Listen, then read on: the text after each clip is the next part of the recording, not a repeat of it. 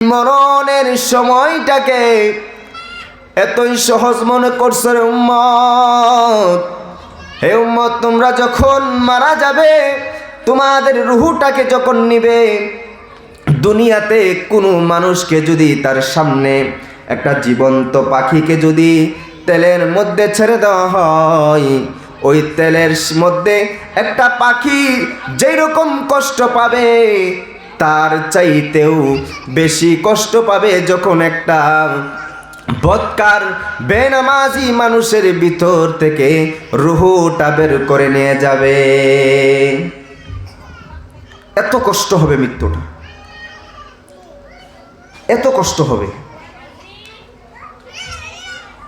তো সেই সুবাদে আমি আপনাদের সামনে একটা আয়াতে কারিমা তেলাওয়াত করেছি, মা আগনা আন্নি মালিয়া হালাকা আন্নি সুলতানিয়া।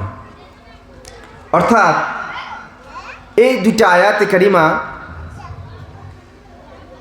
যখন বাদশাহ হারুন রশিদ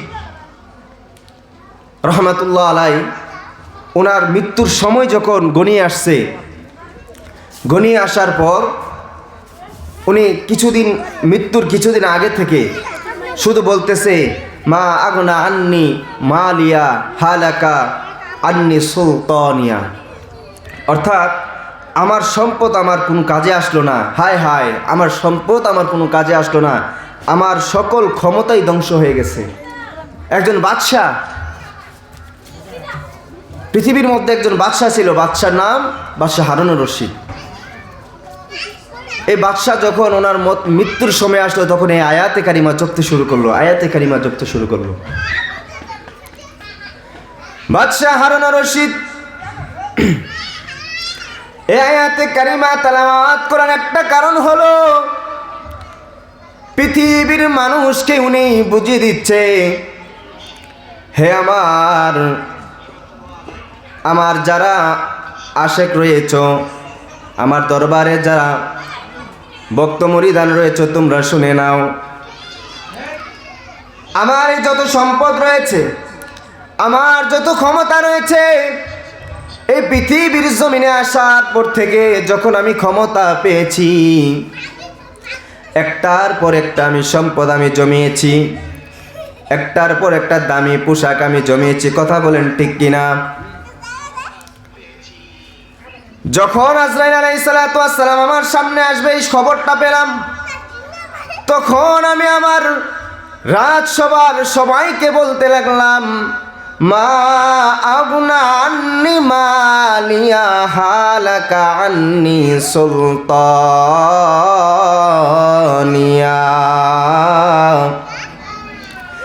আমি সংসার কত সুন্দর করে সাজাইলাম, এই সংসার কত সুন্দর করে সাজাইলাম, কিন্তু এই পৃথিবী ছেড়ে আমাকে চলে যেতে হবে। কথা বলুন ঠিক কিনা? এই সংসার আমাকে ছেড়ে চলে যেতে হবে, এই সংসারে আমি থাকতে পারবো না। এই সংসার বড় বেঈমান, বড় বেঈমান। এই সংসারে আমি থাকতে পারবো না, কোনোভাবেই থাকতে পারবো না। বড় আশা করে, বড় শখ করে আমি সুন্দর সুন্দর পোশাক আমি তৈরি করেছিলাম রে আশেকরা। হ্যাঁ আমার রাজসভার সদস্যরা, বড় সুন্দর পোশাক আমি বড় আশা করে আমি তৈরি করছিলাম, কিন্তু দেখা যাচ্ছে আমি মৃত্যুর পর আমার শরীর থেকে এই পোশাকগুলা খুলে নিবে, এই পোশাক আমার পরনের মধ্যে রাখবে না রে যুবকরা। হে বন্ধুরা আমার, বাবারা আমার,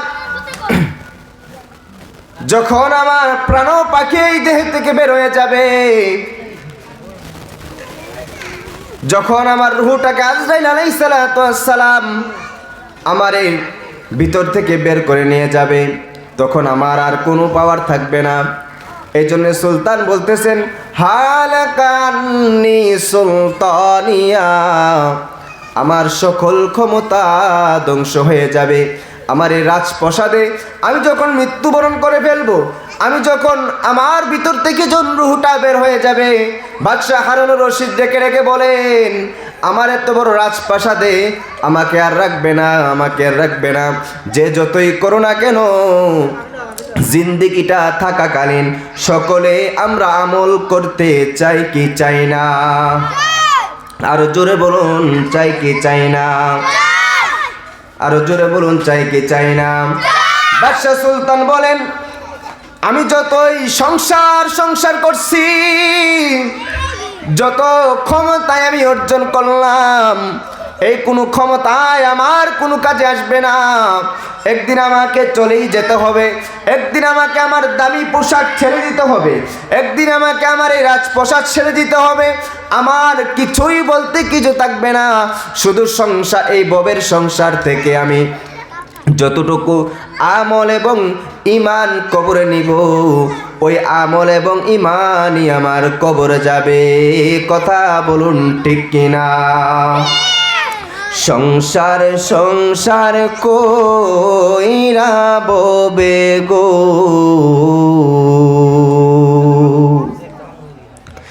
কাটাইলাম জিন্দেগি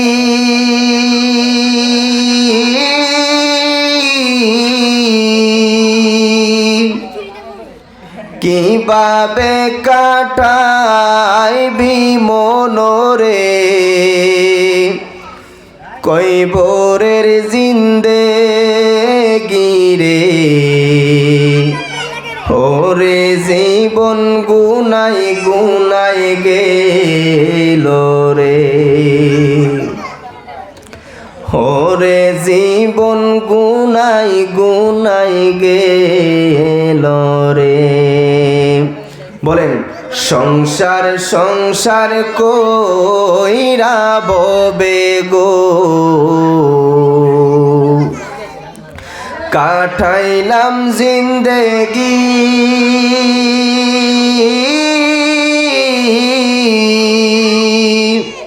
কি জানি কি হবে কবরে,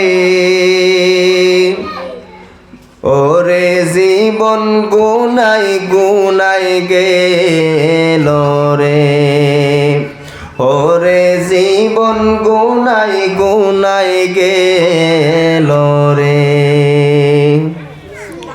ধন সম্পদের মায়ায় পয়রা গো, ডাকলি না মাওলা রে,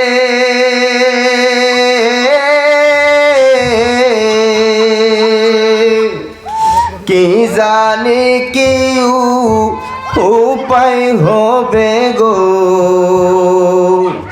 অন্ধকার কইব রে রে, ওরে জীবন গুনাই গুনাই গেল রে, ওরে জীবন গুনাই গুনাই গেল রে। আল্লাহুম্মা সাল্লি সাইয়্যিদিনা মাওলানা মুহাম্মাদ ওয়া আলা আলি সাইয়্যিদিনা মাওলানা মুহাম্মাদ। আল্লাহুম্মা সাল্লি সাইয়্যিদিনা মাওলানা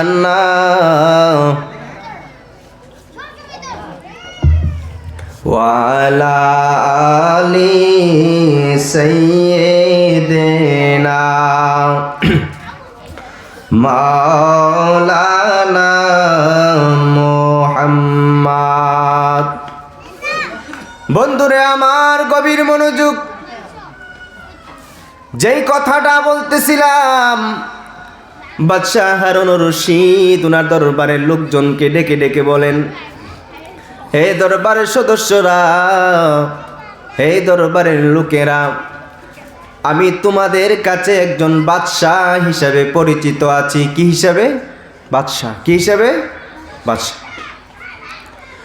যদিও আমার এই অট্টালিকা দেখতেছ, যদিও আমার এই ধন সম্পদ তোমরা দেখতেছ, কিন্তু এই ধন সম্পদ আমার কোনো একদিন যখন আমি কবরে চলে যাব, এই ধন সম্পদ আমার কোনো কাজে আসবে না, কোনো কাজে আসবে না। এই অট্টালিকার মধ্যে আমি অনেক দেনমোহর জমাইছি, অনেক কিছু তৈরি করেছি, অনেক কিছু রেখেছি, এগুলো আমার কোনো কাজে আসবে না। এই কবরে আমাকে চলে যেতে হবে। যতই আমি ধন সম্পদ তৈরি করছি না কেন, আমার ধন সম্পদগুলো আমার সাথে যাবে না। ধন সম্পদের কথায় আপনি বাদ দেন, যে সম্পদ আপনি যে টাকা দিয়ে আপনার এই বাড়িঘর আপনি সাজাইছেন, আপনার মৃত্যুর পরে আপনার এই সম্পদ আপনার কি সাথে যাবে? কোনোভাবেই যাবে না। ধরেন আপনি আজকে সকালে মারা গেছেন। কখন? সকালে। যখন সকালে মারা যাবেন, যদি কেউ আপনাকে বলে যে তোমার তো ভাই মারা গেছে অথবা তোমার বাবা মারা গেছে, একটা কাজ তুমি করিও, জোহরের সময় জানাজাটা দিও না, জানাজাটা তুমি আসরের সময় দিও। এই কথা যদি কেউ বলে, তখন আপনার সন্তান, আপনার ভাই অথবা যেই কোনো একজন গার্জিয়ান বলবে না, সকালে যেহেতু মারা গেছে ওনাকে আমি জোহরের সময় দাফন দিয়ে দিব। বলে কি বলে না? আপনাকে এই বাড়ি আপনার, এই ঘর আপনার, এই বাড়ি আপনি ইনকাম করে আপনার রক্ত পানি করে আপনি বাড়ি ঘর সাজাইছেন, এ ঘর তুলছেন, কিন্তু যখন আপনি মারা যান, যখন আপনার ভিতর থেকে রুহটা বের হয়ে যায়, তখন এই বাড়ির মধ্যে আপনাকে একটা ওয়াক্ত বেশি সময় রাখতে চায় না। এটাই বাড়িঘর, এইটাই দুনিয়া। সামান্য একটা ওয়াক্ত, যে জোহরের সময় মাটি দিও না, না দিয়ে আসরের সময় মাটি দাও। কেন? অনেকে তোমার ভাইকে অথবা তোমার বাবাকে দেখতে আসবে। অনেক সময় অনেকে দূর থেকে আসে না, কিন্তু আসার পরেও এরকম সিচুয়েশন থাকার পরেও একটা মানুষকে যখন মারা যায় জোহরের পরে আর রাখতে চায় না। কেন রাখতে চায় না? যতক্ষণ লাশ উপরে থাকবে মানুষে এখন গ্যাঞ্জাম মনে করে, ঠিক কি না? তাহলে আপনি একটুবার ভাবেন, এই সম্পদ আপনার, এই বাড়িঘরও আপনার, সাজাইছেন আপনি, যখন রুহটা বের হয়ে যাবে এই বাড়িতে আপনার আর কোনো দাম, এই বাড়িতে আপনার আর কোনো দাম। সেইটাই বাদশাহ হারুন রশিদ বারবার বোঝাচ্ছেন। যখন আপনি দুনিয়া থেকে চলে যাবেন, এই বাড়িঘর আপনাকে আর রাখতে চাইবে না। আপনার সন্তানরা আপনার শরীর থেকে আপনার পোশাকগুলা খুলে নিয়ে যাবে। যখন একটা লোক মারা যায়, মারা যাওয়ার পর মানুষরা বলে লাশটাকে খাটের উপর রাখো, খাটের উপর রাখো, কিন্তু আত্মীয় স্বজনরা বলে না না, আমরা খাটের উপর রাখবো না, লাশটাকে মাটিতে শোয়া দাও। রাখে কি না? দেখেন, আপনি আপনার সন্তানের জন্য, আপনি আপনার পরিবারের জন্য কষ্ট করে ইনকাম করে সুন্দর একটা বক্স খাট বানাইছেন, কিন্তু আপনার মৃত্যুর পর আপনার এই খাটের মধ্যে আপনার আর কোনো জায়গা নাই, কোনো জায়গা নাই, জায়গা নাই। কথা বলুন, ঠিক কিনা? এত কষ্ট করে আপনি এত সুন্দর পোশাক বানাইছেন, আপনি ইনকাম করে আপনার পোশাক আপনি বানাইছেন, যখন আপনি ইন্তেকাল করছেন আপনার আলমারির মধ্যে, আপনার সুকেসের মধ্যে দামি দামি পোশাকগুলা পরে আছে।